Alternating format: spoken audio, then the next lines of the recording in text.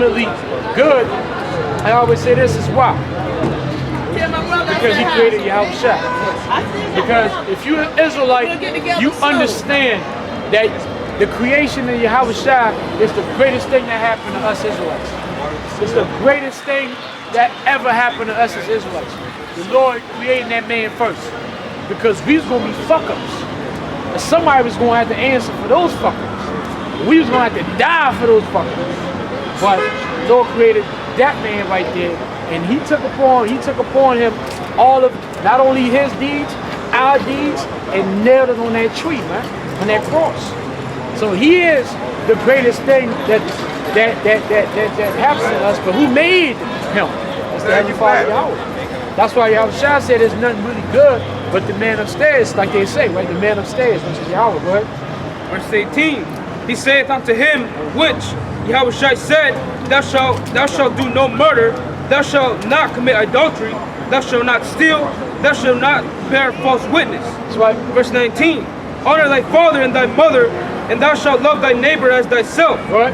Verse 20, the young man saith unto him, all these things have I kept from my youth up. Right. What lack I yet? Yahushua said unto him, if thou wilt be perfect, go and sell that thou hast. There you go. So Yahushua said, well, if you're going to be perfect, but the man just said, well, I kept all the laws. But, you know, he didn't. He just felt like he kept most of them. But because he didn't keep all of them, he wasn't perfect. So Yahushua said, well, what's going to make you perfect is what? Go ahead. It says, if thou wilt be perfect, go and sell that thou hast, and give to the poor. Right. And thou shalt have treasure in heaven, and come and follow me. Now that is called taking a leap of faith. You know what I'm saying? That's taking a leap of faith. Meaning, go ahead and get rid of all your physical riches. You see me. You see, hey, Lord said, I don't have a roof. You know what I'm saying? To cover my head. Meaning, the Lord didn't have a house. He slept in different brothers' homes and so on and so forth. So he was living as a what you could consider a third-class citizen. You know, low, just enough. He ate, he had enough just to eat and survive and push the word. This young man was pretty well to do. So he had to get rid of all of that and take that leap of faith to have perfection. What did he do? Verse 22, but when the young man heard that saying, he went away sorrowful, for he had great possessions. That's right, he didn't want to sacrifice that. He didn't want to sacrifice, he didn't want none of that. He didn't want the suffering that comes to receive spiritual riches.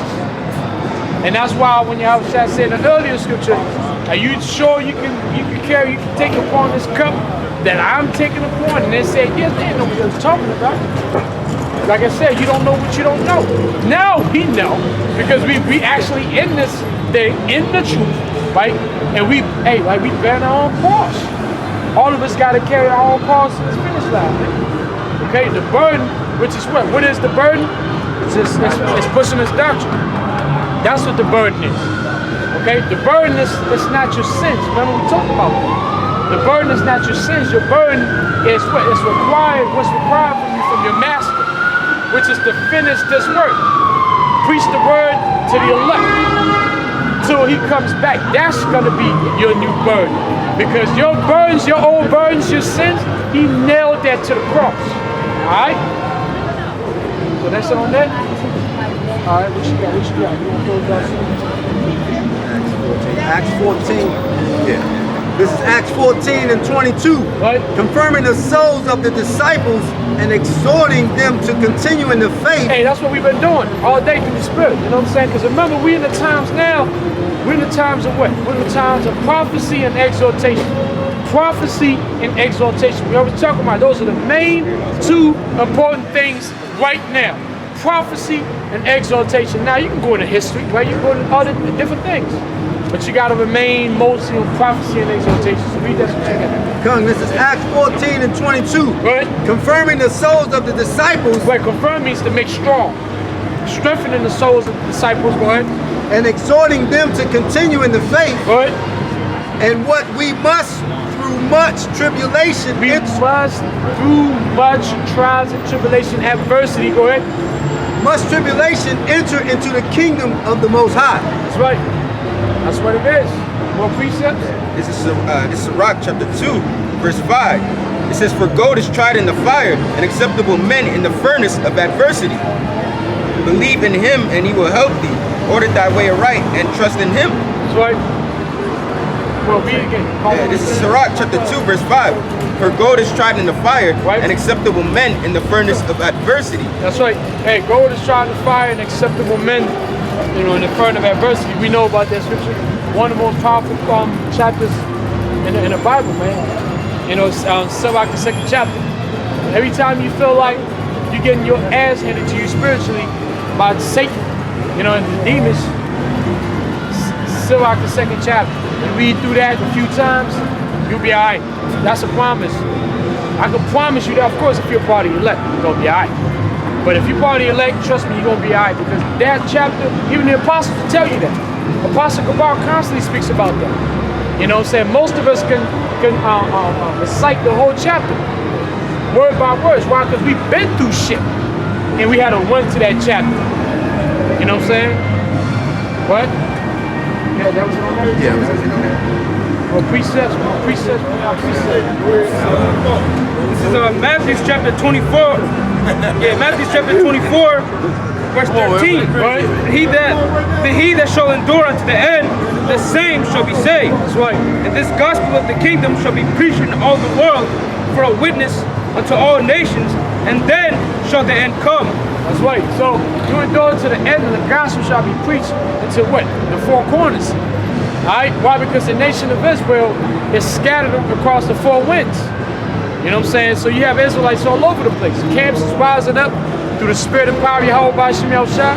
You know, some brothers rise, some guys fall, but the ones who fall was never part of the elect. You know, and as tough as it is, remember, hey man, this is a man's job, you know what I'm saying? And we warriors. When you go into a battlefield and you got these arrows flying and one of the warriors get hit, you gotta keep moving forward. You gotta put the shield up, keep moving forward. Now, if he's just slightly injured, you might pick him up and put him to the side. If you know a man is dead, you gotta move forward. You gotta move forward. You know what I mean? I was watching recently, which, man, that was crazy, man. I know you brothers, you might have seen that, but that's it, what dude former Orlando Kent, man.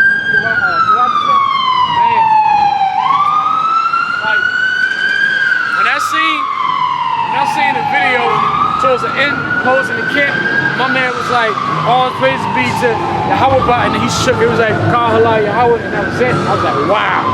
The Lord removed his name from this. When you sitting there like, damn, like this is real. This is real, man. This man has been laboring for 10 years. He came up, we were from the same wave, same generation. And then he comes to this time and just folds, man, start talking, wow, man. You know what I'm saying? And then it's like, that's a part of it. That's a part of it, you know what I'm saying? But it's gonna toughen you up.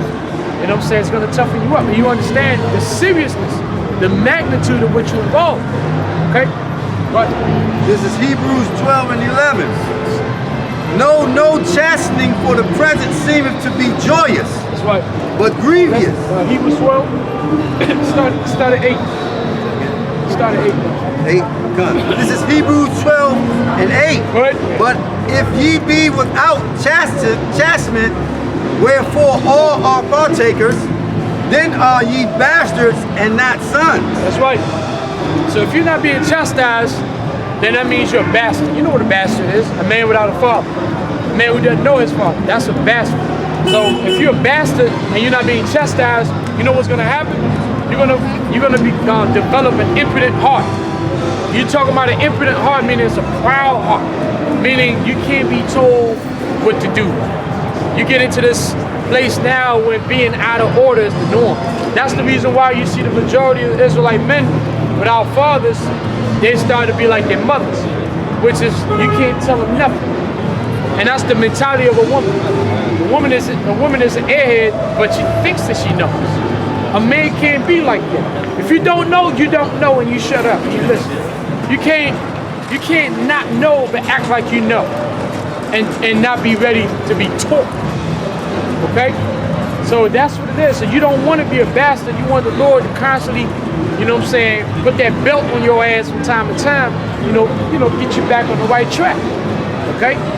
Right? Hebrews 12:8. Right? But if ye be without chastisement, wherefore all are partakers, then are ye bastards and not sons. And our sons. And we are the sons of the power. Alright, we're the Israelites, man. Yasha'Allah, Prince of the Power. Bun Yahweh, sons of the Most High. Bunyam Yahweh, right? Verse 9. Furthermore, we have had fathers of our flesh, right, which corrected us. Right, we have what? Biological, for the ones of us that had biological fathers.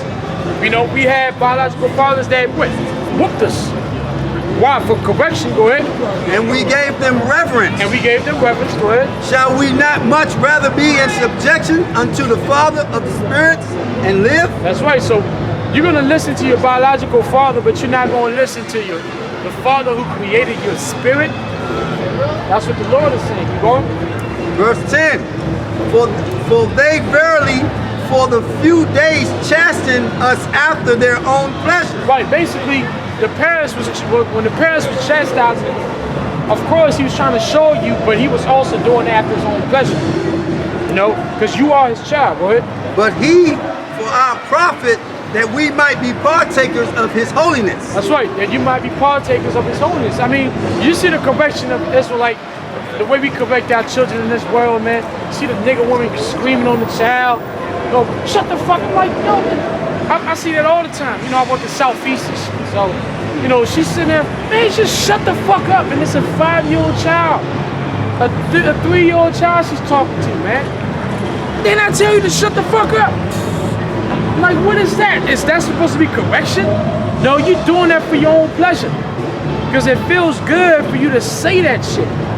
But it comes off as correction when it's not truly for the profit of the child.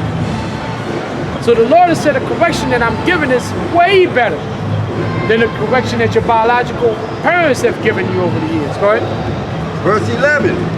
Now no chastening for the present seemeth to be joyous, right, but grievous. Nevertheless, afterward it yieldeth to peaceable fruit of righteousness unto them which are exercised thereby. That's right. So that's what it is, man. Right now, it's not sweet. It's not nice. You know what I'm saying? But you just got to endure it. You got to endure the pain. You got to endure the struggle. You know what I'm saying? Like I said, wild shit that pop off.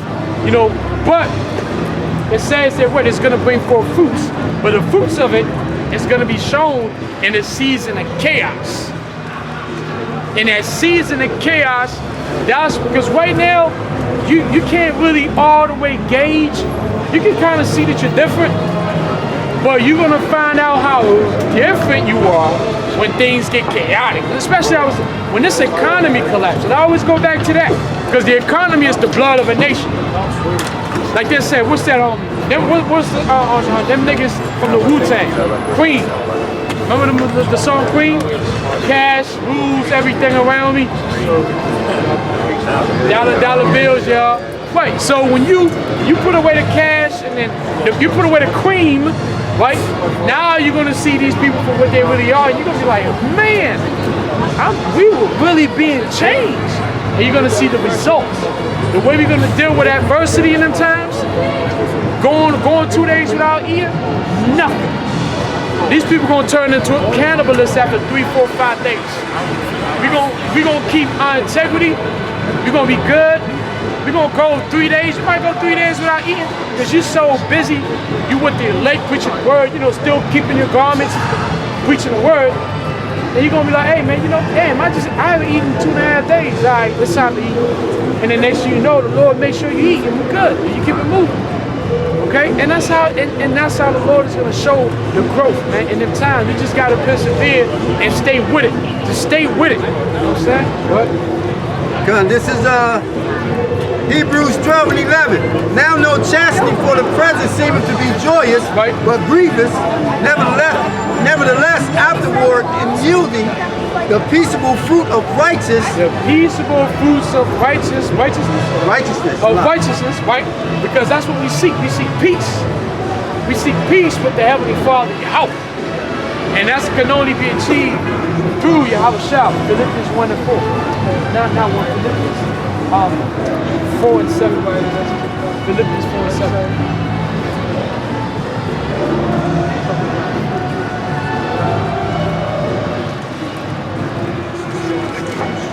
Philippians 4 and 7. Philippians 4 and 7. And it says, and the peace of Yahweh, which passeth all understanding, shall keep your hearts and minds through Hamashiach Yahushua. There you go. So the peace of Yahweh through the Hamashiach is going to keep our minds stable in these days, man. And why? Because you're going to have instability in the world, man. The Lord is going to shake this world, man. He's going to shake this world from the foundations thereof, man. Right. He's going to shake this world spiritually, mentally, and ultimately physically by thermonuclear missiles. Fire is coming to America, man. Fire is coming to this whole planet. It's going to come in forms of trials and tribulation, death and destruction, man. All right? That's it on that? Yes. All right, man. So with that, we're going to close out. We're going to say, Kal Halal. Yahweh, Ba'ashem, Yahushua, Ba'ashem, Rakafadash. Of course, giving double honors to our apostles and elders of Great Millstone. Shalom, salutations to all you sincere actors across the four winds. Pushing the truth and sincerity of heart, man. Stay strong, stay faithful. Yahweh, Ba'ashem, Yahushua, Ba'akadam, Ba'ashem, Shalom. Shalom.